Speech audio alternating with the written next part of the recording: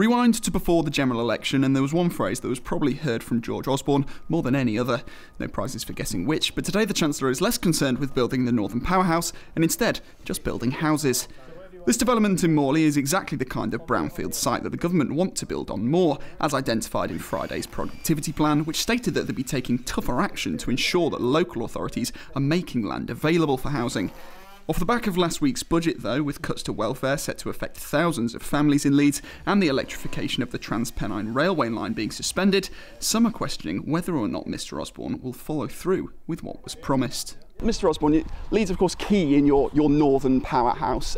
Harriet Harman, though, called it the Northern Power Cut. The feeling amongst some almost that you're abandoning the north. Is that the case?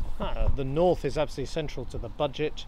The Northern Powerhouse is key to what we want to see in our country. And look, for decades, we saw the south grow faster than the north, including under that Labour government that those Labour MPs are now talking about.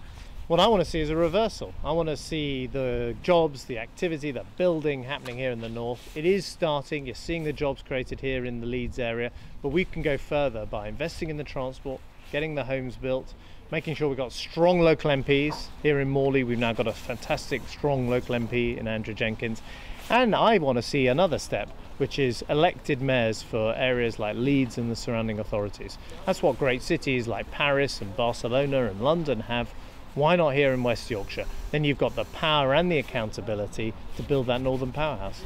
You've mentioned their devolution for the north, and it wasn't all that long ago, though, that Leeds actually voted against having an elected mayor. Are you saying that's the only way to devolve power to here, though? Well, I think if you're going to devolve real control over things like the transport budget, over healthcare, over skills and the like, you do need to have a point of accountability. Someone needs to carry the can and be responsible. And what we're proposing here is a much bigger idea than the proposal a few years ago.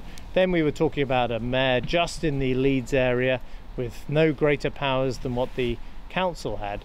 What I'm talking about today is taking a load of powers that are currently taken and decided on in London, transferring them to local people here in West Yorkshire, saying you decide and you choose the person and hold to account the person who's going to exercise those powers with the local authorities, and that's an elected mayor. And that, as I say, that works around the world. It works in London.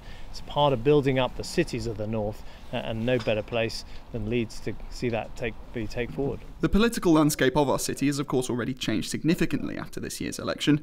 Leeds now has one more Conservative MP than it did in the last Parliament. And alongside the Chancellor today, the woman who took this seat away from the last Shadow Chancellor. There's a lot of investment going into the Northern Powerhouse. Now, I'm very pleased that we've got a Northern Chancellor.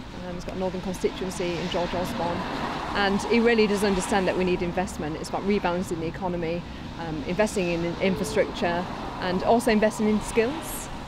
So there's lots of exciting things coming up over the next few years.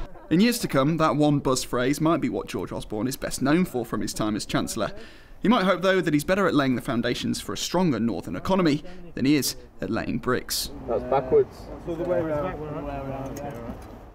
On the air, I'm Hugh Caswell.